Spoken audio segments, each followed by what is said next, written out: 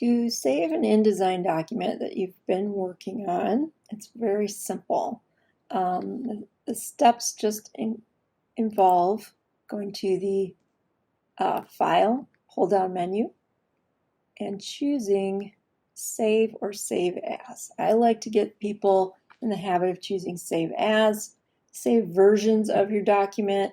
I've learned the hard way that when you're making lots of changes and you're on version number 6, if you're saving over the original, 9 times out of 10, someone's going to want to go back to version 4 or version 5, and you just saved everything over it. So you're going to have to undo everything you did. So Save As is a good way to go. If your screen looks like this, then you don't have all the information available to you.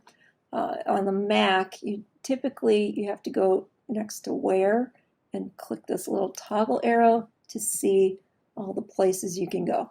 Okay, so I'm going to Save As, and I'm going to give it a name. So this will just be my sample saved file.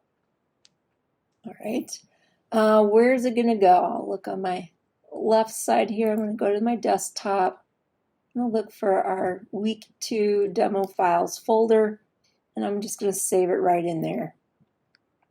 So it's to go. Then at the bottom, the format. Okay, here's where we're going to be. Prepare yourself to be underwhelmed. Okay, click here on Format, and wow. Got a whole 3 choices there. InDesign document, which is what we're going to save almost every time. InDesign template, which just makes it a document that you can't save over. You have to save it as something else. And then an IDML, which is just an older InDesign markup language, it's an older language. So older versions of InDesign can open up that file. InDesign is very particular about what version your file was made in and what version can open that particular file. So it's probably the most finicky of the big 3 programs we use. So we're underwhelmed. We can only save as an InDesign document. All right, well, what does that mean then in the grand scheme of things? InDesign can only open InDesign files and save as InDesign files. No other program can open an InDesign file. No other program wants to open an InDesign file. So InDesign only opens and saves InDesign files. Illustrator can open all kinds of vector files, different formats. Photoshop can open almost anything. It doesn't matter what format it's in, it'll open anything except for InDesign files. It's particular because, well, there's a reason for it. It's a layout program, it's not an art program. It's supposed to be used for layouts.